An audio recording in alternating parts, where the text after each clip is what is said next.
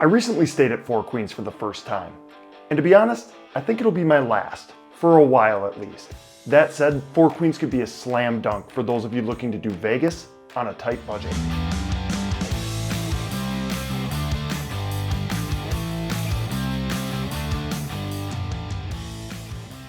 I originally booked a standard South Tower room and paid an additional $10 to face away from Fremont Street, hoping it would be a quieter experience. That brought my total to $100.57 for my one-night stay. Notably, Four Queens and sister property Binions across the street don't charge a nightly resort fee, so the price you see is the price you pay. I showed up to the hotel lobby at 8:45 in the morning and gave early check-in a shot. Why not? The only room they had immediately available was a royal suite that carried an additional expense of $60 per night, and I hopped on it. They even waived the typical $25 early check-in fee, which was appreciated. After the upgrade, my new one-night total came to $168.37. Hotel guests also receive a fun book or a coupon book when checking in that's good for BOGO meals or 50% off if you're traveling alone like me, free play and more. It's a nice perk. I stepped away from the hotel front desk and into the elevator lobby, and it was impossible to look away from how beat up the exterior and interior of these elevators were.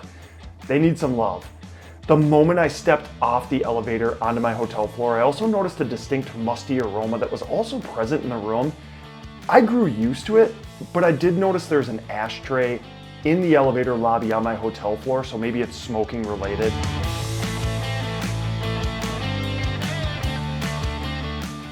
The suite itself was spacious, offering good-sized living area with cushy leather furniture, a large 55-inch TV that had a modern, easy-to-navigate channel guide. The TV was also able to swivel and could be pointed at the bed or the living area depending on your preference. With seating for 7, this could be a really great room to hang with a small group, watch a game, or even pre-game before hitting the town. In the corner of the living area was a trio of unique amenities that included a microwave, a coffee maker with complimentary pods, and an empty mini fridge. The carpet felt plush and fresh, and the bed was really comfortable. Although I originally booked my room to face away from Fremont Street, my upgraded suite had me perched directly above it. More on the noise levels in a second. On either side of the bed were nightstands with built-in traditional outlets and USB charging capability. The room's aesthetic just wasn't all that impressive in my opinion. It was dark, bland, nothing really popped, and the wall art in the room felt old, dated, and a lot like Grandma's house. Finishes room-wide fell well short of being luxurious, but that is to be expected at the price point, just something to keep in mind. There was a powder station on the approach to the bathroom which was equipped with a magnified mirror, stool, and lighting. The bathroom was home to a dual sink vanity, topped with a couple of small mirrors. The toilet was around the corner, and the shower was admittedly a little too complex for my little brain to understand how to operate without reading the lengthy instructions provided. In addition to a standard shower head, there was also a couple body jets, which were a fun touch, but they seemed a little bit too close to the back wall to be useful. I had to flatten myself against the back of the shower to get blasted by them. Maybe I'm just not understanding the purpose. A silver platter of bath products were also provided by H2O Therapy. So what's not to like? When I do hotel room reviews, I get down on my hands and knees looking for rogue hairs, dusty corners, stains, etc., and this was a really clean room. That said, there were some cosmetic flaws and maintenance issues that when taken in totality, were a bit of a bummer. There was a shoe print on the ceiling. There was a bedside gouge in the wall. As is typical in Las Vegas hotel rooms, there were some scuffs on the walls here and there. There was a gaping hole in the wall underneath a coax outlet, and the other outlets looked to be in rough, dated shape as well. Whoever painted the red accent wall missed some detail work underneath the HVAC vent. The caulk in the sink was in rough shape. What I assumed to be prior water damage was visible in a couple spots on the ceiling. One of the curtain rods had fallen off its hook and was just laid down on the windowsill. There was damage to the couches, a few chunks of leather missing, and the sliding glass door to the closet was jammed shut, making it impossible to access the safe. I already mentioned the musty smell that was immediately evident when I stepped into the room. I eventually stopped noticing it, but I didn't love it. And it always does make me a little bit nervous when there are warnings posted on the door about engaging the night lock for your safety and what I assume to be a lock picking or breaking guard on the door. Noise from Fremont Street needs to be on your radar as well. If you book a room facing Fremont Street, every song playing underneath the canopy is going to be audible within your room. To be honest, it was loud, but it wasn't as bad as I thought it could have been. And the TV playing in the background did a decent job of masking that exterior noise, but it wasn't perfect by any stretch. Light sleepers or folks that go to bed early, make sure you book a room facing away from Fremont Street. They're clearly labeled on Four Queens site, or just look into another resort completely.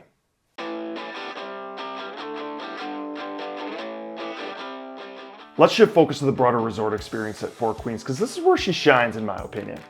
On the casino floor, I was surprised to see $5 blackjack offered in the morning, and later that night, minimums bumped up to $10 for both blackjack and craps. I enjoyed burning through a small fortune on the tub craps game, which is played seated and is about the size of your standard blackjack table. The best part of Four Queens Casino, though, is their array of silver strike slot games, which kick out commemorative tokens or strikes that can be redeemed for cash or kept as a souvenir. Of course, during my stay, all these machines were removed from the gaming floor, but rest assured, they are back now. The vibe at Four Queens Casino is one that I really do enjoy overall. It's a blue-collar casino that looks cool without being pretentious. This was my first stay in Four Queens Hotel, but I'm no stranger to dining there. Magnolia's Veranda has been a go-to spot of mine for breakfast for years. My standard meal is the $20.99 New York steak and eggs, but since I had a 50% off hotel fun book coupon, I upgraded on this occasion to the $27.99 ribeye steak and eggs. Meals at Magnolia's are never gonna blow you away, but in my opinion, they're really solid for the price. I also swung into Chicago Brewing Company for dinner and ordered the Southside cheesesteak, which cost $18.99, and it was freaking good. To be honest, I was a little bit leery when I saw they use A1 steak sauce in the sandwich, but I enjoyed it. Quick serve options at Four Queens include Wanna Taco, Noble Roman's Pizza, and Subway. I actually snagged a sub at Subway on my way out the morning after and was a little bit shocked that it cost over $23 after tax and tip. Such is life nowadays, I suppose.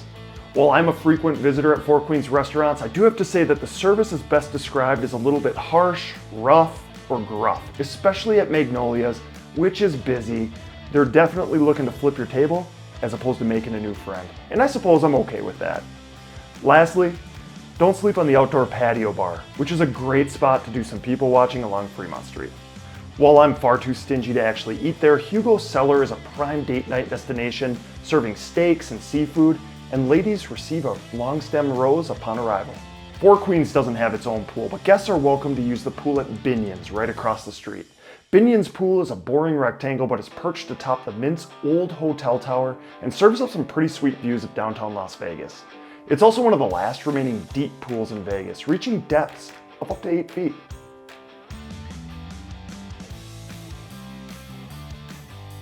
When I review rooms, I try to look at it through the lens of what you're getting for your money. My suite was basic, could hardly be described as luxurious, and was a bit rough around the edges, but I feel the price matched the condition of the room. I think I got my money's worth. That said, my first stay in the South Tower at Four Queens is likely to be my last, for a while at least.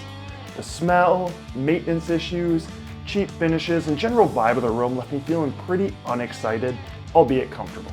This suite, and Four Queens in general, could be a great fit for someone that wants to conserve cash and doesn't mind a few dings, gouges, or shoe prints. Four Queens location can't be beat.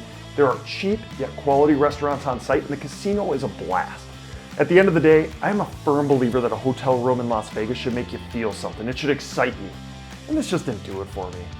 A couple of other rooms at a similar or slightly higher price point on Fremont Street that I'd rather book include El Cortez's original 47 rooms, which were shockingly nice, and Main Street Station, which recently refurbished their hotel rooms and has one of the prettiest gaming floors you're gonna see in Las Vegas.